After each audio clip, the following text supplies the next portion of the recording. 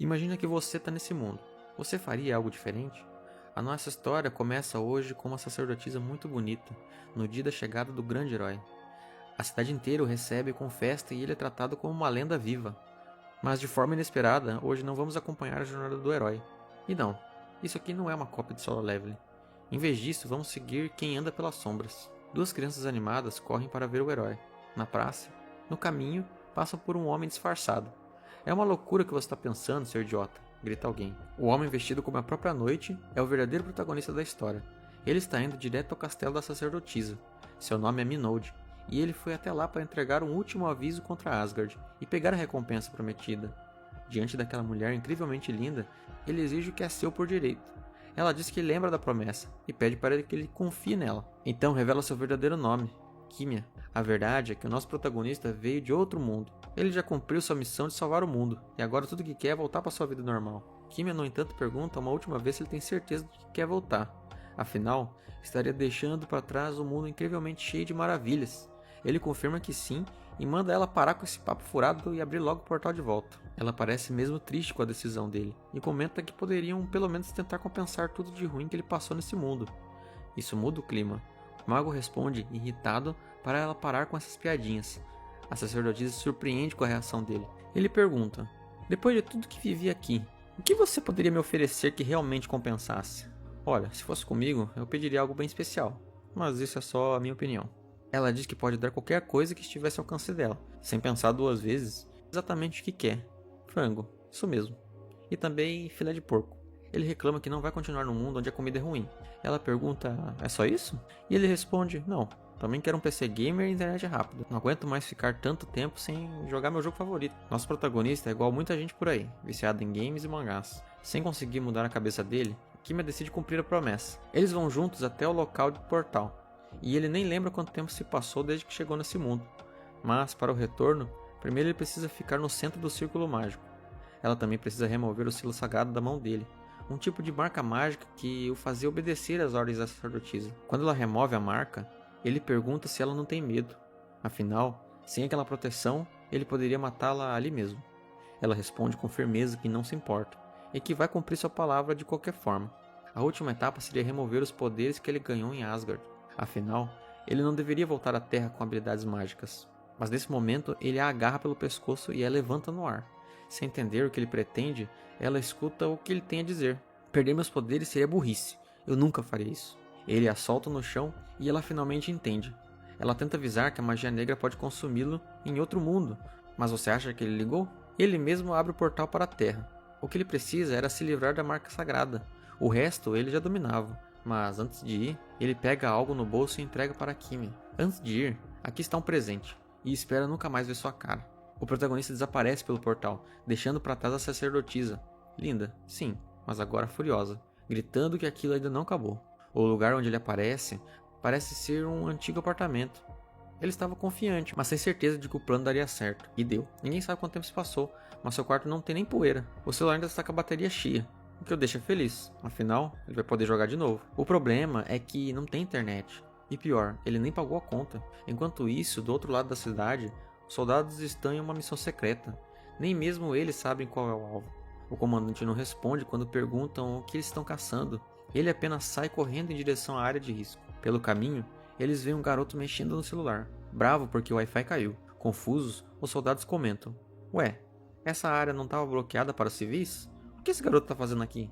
Kim, o protagonista, acha que é apenas um treinamento militar e até pede desculpas. Mas a verdade é que aquela área estava isolada por causa dos monstros. E, azar dele, um deles aparece para atacá-lo. Eu vou morder sua bunda, grita o bicho. Minold não vê perigo nenhum naquele cachorrinho estranho, mas percebe que há mana no ar. Sinal de que o portal que ele criou pode ter deixado rastros. Mas mesmo assim, com ou sem magia, ele dá o golpe e destrói o monstro com facilidade. Os soldados ficam em choque com a cena.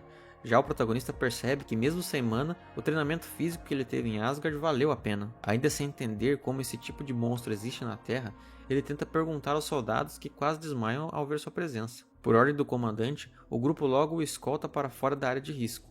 Eles dizem que ele pode ser preso por estar ali e perguntam como ele não sabia da restrição. Como ele explicaria que passou 3 anos preso em outro mundo? Só então ele percebe que a Terra mudou durante sua ausência.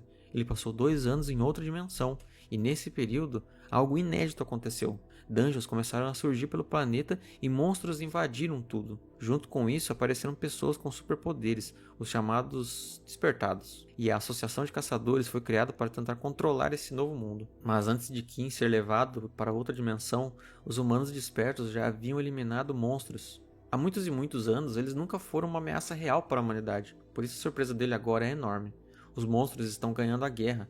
Antes daquela maldita sacerdotisa invocá-lo para o outro mundo, tudo estava bem. O que realmente incomoda Kim, no entanto, é que o servidor do jogo favorito dele caiu por causa do caos instalado na Terra. Tudo o que ele queria era voltar para casa e jogar seus games e comer sua comida de verdade. O soldado, vendo a reação do garoto e sabendo da força dele, fica com medo até de fazer umas perguntas. De repente, Kim fica sério e pergunta se os humanos estão bem, em especial os desenvolvedores dos jogos. A maior preocupação dele é que as empresas de games fechem as portas e ele fique sem novos jogos para jogar. O soldado explica que a situação do novo mundo piorou por causa de um fenômeno estranho que começou a se espalhar pelas dungeons há cerca de 2 anos, justamente na época em que Kim foi levado para o outro mundo.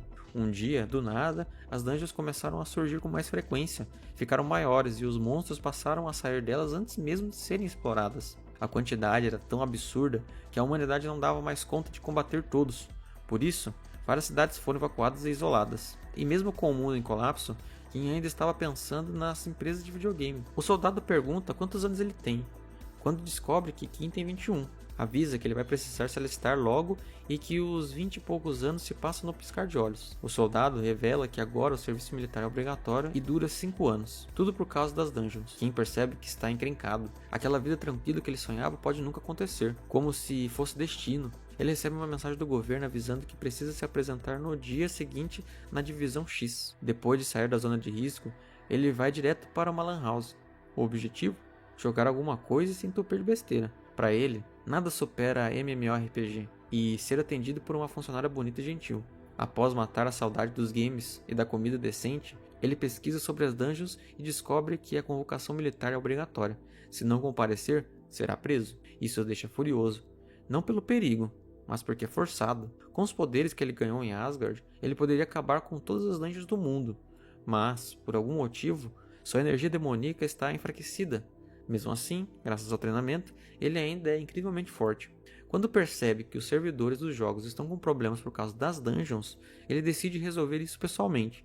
No dia seguinte, ele aparece no centro do alistamento. Atenção, seus vermes! Agora suas vidas pertencem ao exército. Centenas de pessoas foram convocadas, todos estão tensos, tristes e apavorados. Menos ele.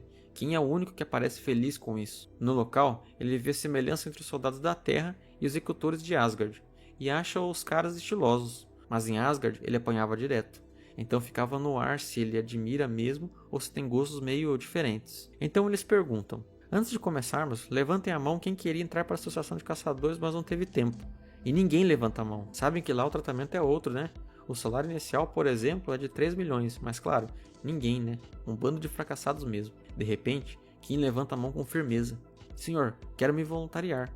É o único ali que se apresenta por vontade própria, e ele dá um salto do alto das arquibancadas direto na frente do capitão. Agora voltamos ao passado, em Asgard, na região do desfiladeiro esquecido.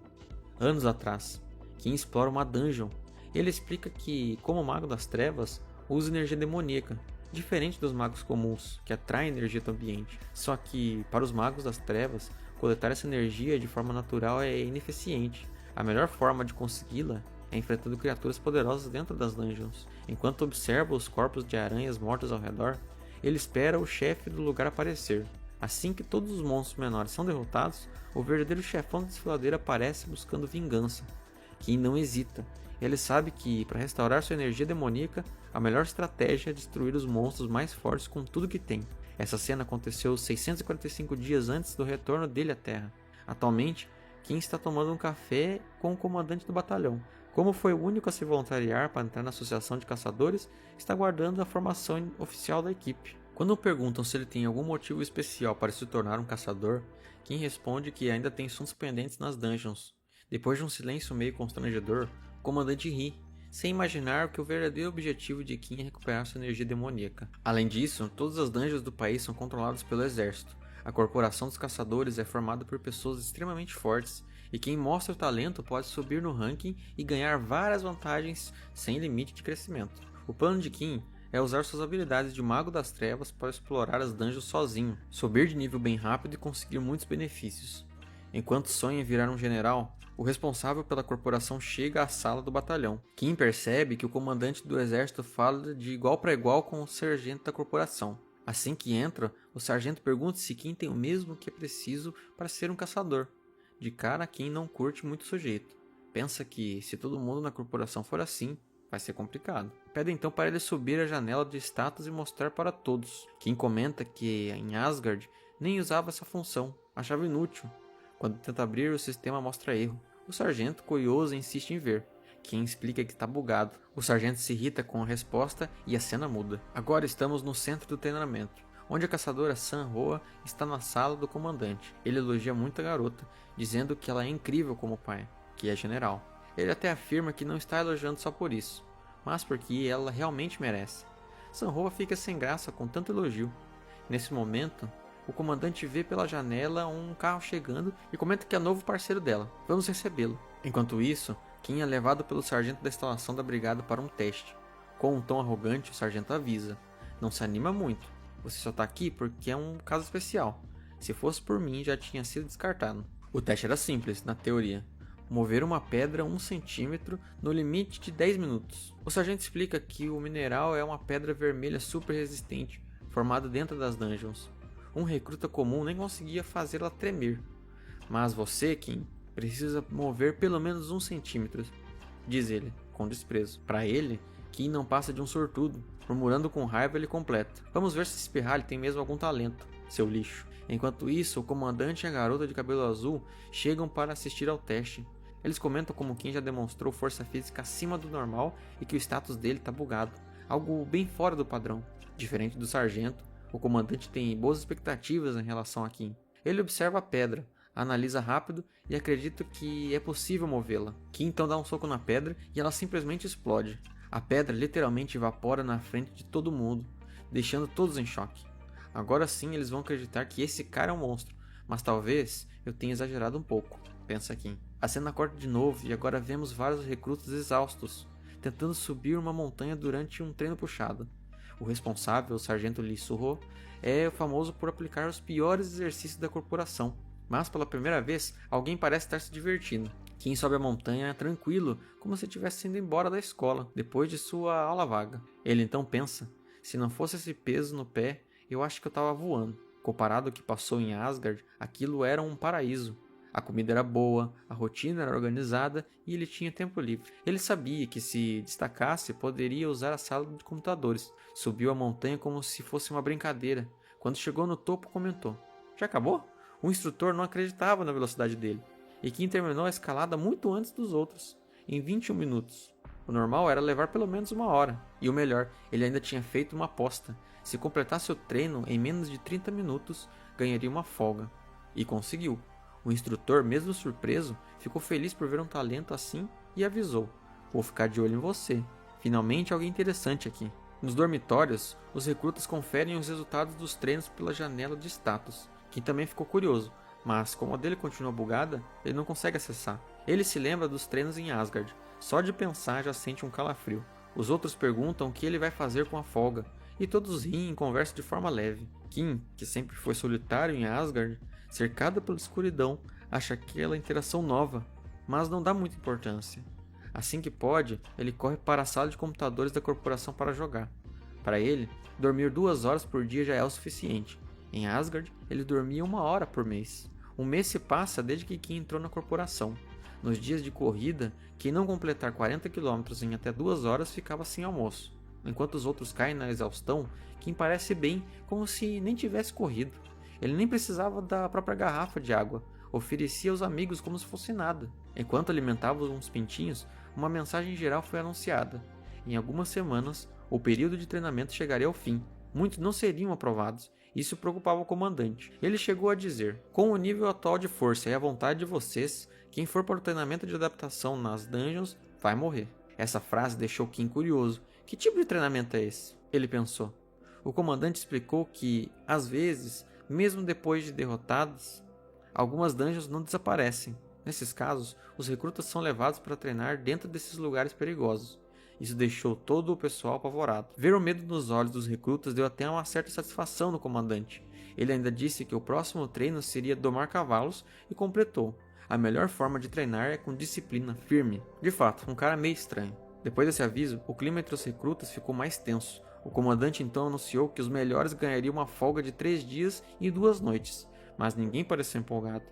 Tentando animar o grupo, ele disse que poderiam usar esse tempo para beber, sair com os amigos ou até com garotas. Mesmo assim, o clima continuou pesado. Ninguém estava animado, porque todo mundo já sabia que Kim ia ganhar folga. Será que esse bobão não percebe isso? Eles pensavam. No dia do treino, dentro do portal, enquanto os outros estavam tensos, Kim parecia tranquilo. O portal onde o teste iria acontecer estava logo à frente, mas o maior problema parecia outro. Os soldados do exército trouxeram cães de caça, que seriam usados no treinamento. Para Kim, aquilo era tranquilo. Ele olhava para os cachorros como se fossem bichinhos de estimação. Já os outros recrutas estavam tão nervosos que alguns até desmaiaram. A ordem era clara: formar grupos de 4 e entrar no calabouço. Eles deveriam lutar com tudo que tinham, e se isso não bastasse, usar a cabeça para sobreviver. Era um treino de vida ou morte. Todos receberam uma armadura chamada Mid-2, bem cara e conhecida por proteger bem. Mas Kim achava horrível e desconfortável. Chegou a perguntar se podia tirar a roupa de proteção depois de derrotar os cães, e deixaram. Mas lembraram que aquilo era uma missão em equipe, então ele precisava cuidar do grupo também. Kim então respondeu: tudo bem, eu tiro a armadura e cuido do time também. Na cabeça dele, seria fácil. Era só ensinar os outros como vencer. Ele explicou o plano. Quando os lobos atacassem, eles deviam segurar as pernas dos bichos e quebrar. Depois finalizar quebrando a espinha por trás. Kim achava que todo mundo tinha a mesma força que ele. Quando os cães foram soltos e correram direto para o calabouço, ignorando os humanos, Kim comentou que era normal. Os bichos estavam presos e agora estavam só voltando para casa, por instinto. Ele até refletiu que, de certa forma, se identificava com eles. No mundo, era igual, mas agora ele era diferente. Os superiores não gostaram de ver o grupo de Kim sorrindo, e, como castigo, mandaram eles serem os primeiros a entrar. Os 4 seguiram para dentro, mais calmos porque estavam com Kim. Lá dentro, havia gente escondida observando o comportamento deles. Um dos colegas de equipe não gostava de Kim, estava com inveja, achava que ele recebia tratamento especial, por ser muito habilidoso. Mas agora, dentro do calabouço, ia descobrir se o talento de Kim era realmente tudo isso. Assim que entraram, Kim sentiu a presença e localização de todos os avaliadores escondidos. Ele podia acabar com todos ali mesmo, mas decidiu não fazer. Pensou nos seus colegas e, se ele agisse sozinho, eles não iam ganhar nenhuma experiência. Kim avisou de onde os lobos viriam e pediu para o grupo ficar atento. Quando os bichos atacaram, ele mandou que todos avançassem, mas ninguém teve coragem. Então ele teve que mostrar como se faz. Se moveu rápido, desviou dos ataques e derrubou um dos lobos com um só soco. O bicho caiu duro na hora. Logo depois, viu um colega quase sendo atacado e deu um chute tão forte no outro lobo que o teto do calabouço quase caiu. Salvou todo mundo, mas não ficou se exibindo. Preferiu apontar onde eles erraram e incentivou o grupo a tentar de novo. Kim mostrou liderança de verdade, em vez de resolver tudo sozinho para acabar logo com aquela missão. Se preocupou em ajudar seus colegas de equipe a crescer. No fim da luta, os avaliadores disseram que o treino já estava bom e que podiam sair. Como sempre, Kim só queria saber: será que tirei nota suficiente para ganhar dias de folga? O instrutor mandou ele calar a boca e perguntou se ele achava que eles estavam ali preocupados com isso. Kim ainda tirou sarro. Estavam com medo dos recrutas? Mas quando todos estavam quase saindo, tudo começou a tremer. Os instrutores mandaram avisar pelo rádio e disseram para que todos saíssem o mais rápido possível. Um dos recrutas perguntou se era um terremoto, mas Kim respondeu que não. Era uma mudança no calabouço, algo bem mais sério. Enquanto falava, Kim percebeu que a saída estava se fechando sozinha. Ficaram assustados. Já agora não dá mais tempo de sair, disse ele. Até os instrutores começaram a entrar em pânico, porque o rádio parou de funcionar e o calabouço mudou rápido demais. Eles achavam que ainda tinham mais de um mês até acontecer algo assim. Mesmo assim, um deles tentou ainda manter a calma e disse que o melhor agora era reunir os recrutas num lugar seguro. Ele falou para esperarem ali por 1 hora, já que o manual dizia que se a entrada não abrisse logo, poderiam abrir depois desse tempo. Isso deu um pouco de alívio para o grupo, que já estava meio apavorado. Só que o rosto do instrutor não convencia ninguém. Kim perguntou se era só isso mesmo. Ele disse que se estavam treinando ali, era porque tinham certeza que o calabouço era estável, mas agora a entrada tinha se fechado sozinha, algo que nunca deveria acontecer. O instrutor saiu correndo e pediu para conversar com outro superior, e que perguntou: sabia? Eles estão fingindo que está tudo bem, mas sabem que agora a coisa ficou feia. Ele achava que nem existia um protocolo real para esse tipo de emergência. Kim explicou para si mesmo: existem 2 motivos para um calabouço se fechar. Um deles é quando se desfaz naturalmente após ser derrotado. O outro, o mais perigoso, é quando vira um calabouço fechado. A entrada desaparece assim que alguém entra, e foi isso que aconteceu. Nesse tipo de situação, a única saída é derrotar todos os monstros lá dentro, sem ajuda de fora. É só isso ou a morte. Kim sabia que estava em apuros. 4 recrutas sem experiência real e 2 instrutores iriam ter que limpar o calabouço inteiro. Quando explicou isso, o grupo ficou em choque. Eles não sabiam que tipo de monstro poderia aparecer. Se tivessem azar, poderia ser o fim de todos. Mas também não podiam ficar ali parados. Precisavam continuar enquanto ainda tinham forças. Kim pensou que seria muito melhor se os instrutores estivessem com o equipamento completo, porque se até goblins aparecessem, levaria mais de 10 minutos para vencer só um. O plano mais viável seria usar as armaduras que os recrutas estavam vestindo, mesmo que Kim achasse elas pesadas e incômodas demais. Os recrutas estavam na frente e os instrutores poderiam enfrentar os monstros enquanto os novatos seguravam os ataques, mas Kim pensou que aqueles garotos já tinham aguentado um treino puxado até ali, e usar eles como escudo humano enquanto os veteranos ficavam para trás é algo que o orgulho dele não permitiria. Enquanto andavam, um dos recrutas seguia em frente, mas Kim percebeu algo muito estranho. O instrutor perguntou se havia algum problema. Foi então que ouviram um barulho forte, e ao olharem para trás, viram o instrutor se contorcendo e caindo no chão, com espuma saindo pela boca. O instrutor quis correr até ele, mas Kim mandou não se aproximar. Disse que já era tarde demais e que não havia mais o que fazer. Logo depois, o segundo instrutor também caiu no chão, tremendo. Kim mandou todo mundo ficar longe, dizendo que se chegassem perto, teriam o mesmo destino. Pensou que não era nada demais, só havia desmaiado. Ele comentou que não estava surpreso, pois já havia sentido um cheiro familiar no ar. Sem muita cerimônia, Kim pegou os 2 instrutores e os jogou de volta para perto dos recrutas, mandando que eles cuidassem deles e ficassem próximos da saída. Um dos recrutas, careca, perguntou para onde ele ia, dizendo que era muito perigoso, ainda mais porque até os instrutores tinham caído. Avisou que ele podia morrer, mas Kim seguiu em frente, ignorando os avisos. Enquanto andava, Kim pensava consigo mesmo o quanto estava animado, até porque ele podia realmente morrer ali. Disse que a energia demoníaca existia na Terra, e que tudo aquilo era o motivo pelo qual os instrutores tinham desmaiado. Explicou que mesmo sendo despertos, os instrutores não conseguiam resistir. Os guerreiros de Asgard têm uma proteção especial contra esse tipo de energia, o que permitia que enfrentassem os monstros. Mas humanos comuns não tinham essa sorte. Para eles, essa energia é bem mais perigosa. Já para os magos das trevas, essa energia funcionava como um carregador para um celular descarregado. Isso dava a ele ainda mais poder. Chegando nas partes mais profundas da caverna, Kim percebeu que era dali que vinha a energia demoníaca. Achou tudo silencioso demais e não encontrou nenhum monstro por perto. Mas então olhou para cima e falou: "Você achou mesmo que podia soltar toda essa energia e continuar escondido de um mago negro?"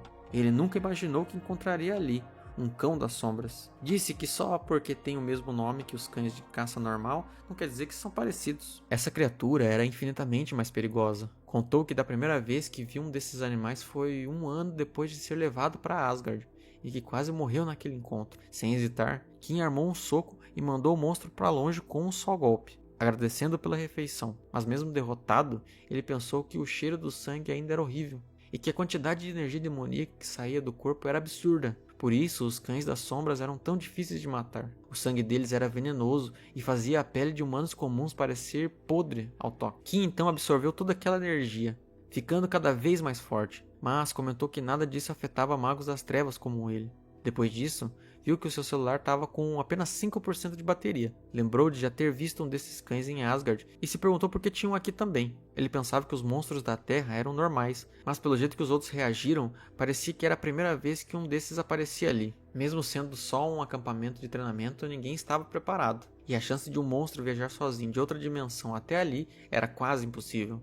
Abrir um portal entre mundos exigiria alguém com o mesmo nível de energia que ele. Só alguém com o poder de um santo, alguém com um dom divino, conseguiria algo assim. Pensou que talvez estivesse exagerando, que aquilo não fosse tão especial, mas então se perguntou: cadê o corpo? Preciso disso para o relatório. Algum tempo depois, os instrutores acordam, com todos os cadetes ao redor chamando por ele. Ficaram surpresos ao vê-lo abrir os olhos. O homem se levantou assustado, perguntando se todos estavam bem, se alguém se machucou. Eles responderam que estava tudo bem, mas o problema era que Kim tinha entrado sozinho na parte mais perigosa. O instrutor ficou chocado ao saber que Kim agiu por conta própria. Eles contaram tudo o que aconteceu, e o treinador ainda tentava acreditar. Foi então que um dos recrutas pediu para ele olhar para frente, e viram Kim voltando, carregando o corpo do monstro nas costas, e perguntando se todos estavam bem. Os instrutores ficaram em choque ao perceber que ele estava trazendo um monstro de calabouço nas costas, e não era vivo.